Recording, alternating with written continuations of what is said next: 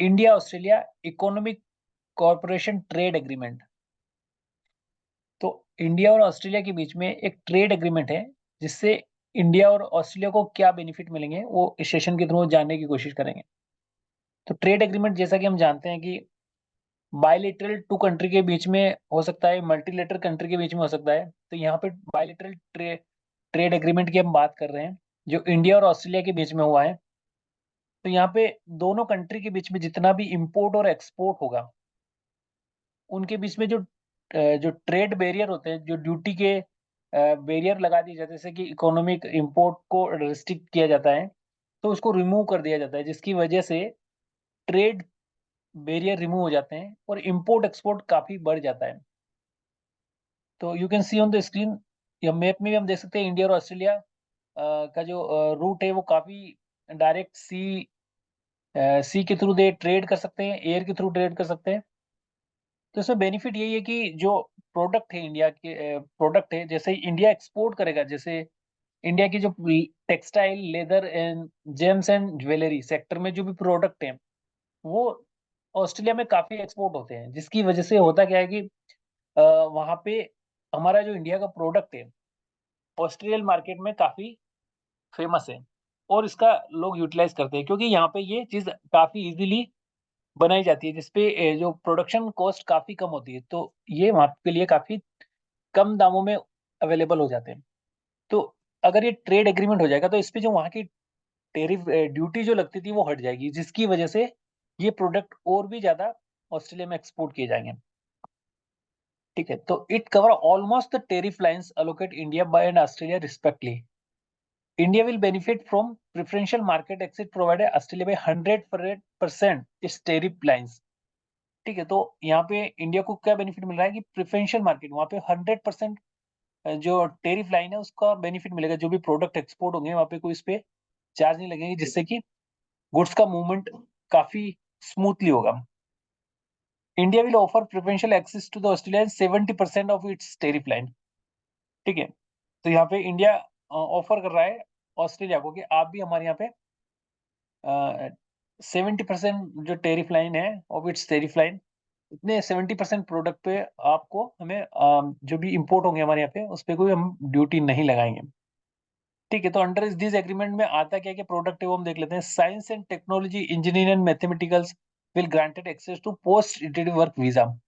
ठीक है, तो यहाँ से क्या कि जो इंडिया के स्टूडेंट वहाँ पढ़ने जा सकते हैं, उनको वर्क वीजा भी इजीली अवेलेबल होगा। It will provide zero duty access to 96 of Indian export to Australia and gives 85 of the Australia export to zero access in India market. Okay, तो यहाँ पे जीरो ड्यूटी बोल रही 96% access मिल रहा है India के product को ऑस्ट्रेलिया में। ठीक है, ऐसे ही वहाँ के प्रोडक्ट हमारे यहाँ पे आएंगे तो 80% उनको ऑस्ट्रेलियन प्रोडक्ट पे जीरो ड्यूटी एक्सेस मिलेगा, जिससे वो एक्सपोर्ट को काफी स्मूथली बढ़ाएंगे। और जो इकोनॉमिक पार्टनरशिप एग्रीमेंट है उससे दोनों कंट्री को बेनिफिट मिलेगा। It will boost बायलिटरल trade goods and service. Okay, तो इससे क्या होगा कि जो सर्विस और गुड्स जो एक्सपोर्ट इंपोर्ट होते हैं उस पे काफी बेनिफिट होगा, काफी बढ़ोतरी होगी। तो यहाँ पे जो परसेंटेज इन्होंने बताया USD 45 to 50 billion over 5 year. ठीक है, from USD 27 billion to generate over 1 million jobs in India according to government of estimate. जो गवर्नमेंट का एक एस्टिमेट है कि इतना ट्रेड सरप्लस होगा, ट्रेड बेनिफिट होगा और इकोनॉमिक पार्टनरशिप बढ़ेगी दोनों देशों के बीच में। ठीक है, तो you can see on the screen, इसका सिग्निफिकेंस भी हम समझने की कोशिश करते हैं।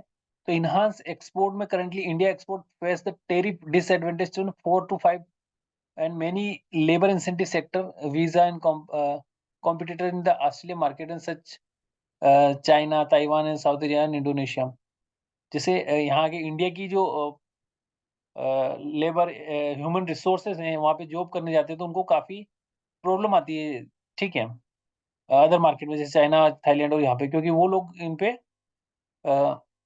टेरिफ डिसएडवांटेज लगाते हैं। जैसे कि वहाँ पे जाएंगे तो अ, उनकी जो पैसे आएंगे उस पे कट, जैसे वहाँ पे इंडिया का पर्सन बाहर कंट्री में गया, वहाँ से जॉब करता है, तो वहाँ से जो इकोनॉमिक जनरेट होती है, पैसे जो बनेंगे वो इंडिया में आएंगे, तो वहाँ पे वो उस पे भी टैरिफ लगा देंगे कि ये यहाँ से हमारे देश से पैसा वहां जा रहा है, तो उस पे उनको पूरा पैसा नहीं मिलेगा। तो इस वजह से क्या होता है कि अ, वो यही चाहते हैं अब कि पहले उनके कंट्री को जॉब मिले, उनके कंट्री के लोगों को जॉब मिले, तो वो जो डिसएडवांटेज है वो हटा दिया जाएगा, वो पूरी तरह से हटा जाएगा ऑस्ट्रेलियन मार्केट में, जिससे इंडिया के लोग वहाँ पे आसानी से जॉब कर सकें, ठीक है?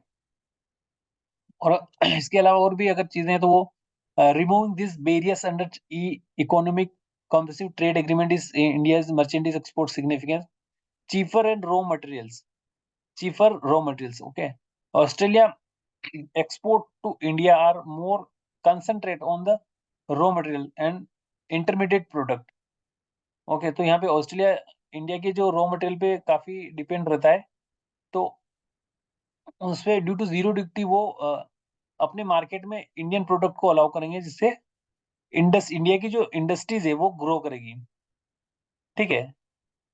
ये रॉ मटेरियल के केस में, जैसे जो भी इंडस्ट्रीज एरिया है वहाँ पे ऑस्ट्रेलिया में, वहाँ पे जो रॉ मटेरियल इंडिया से जाता है, तो जनरली क्या होगा, अगर उस पे टैरिफ लगेगा तो वहाँ पे वो कॉस्टली पड़ेगा, जिसकी वजह से वो ट्रेड बैरियर आ जाएगा। अगर वहाँ पे 100% ड्यूटी ज़ीरो ज़ीरो ड्यूटी हो जाएगी, तो फिर वहाँ पे जो प्रोडक्ट है इंडिया का रॉ मटेरियल्स, वो वहाँ ऑस्ट्रेलियन मार्केट में काफ़ी तरह से बिकेगा, जिससे इंडियन इकोनॉमी इकोनॉमी बूम करेगी।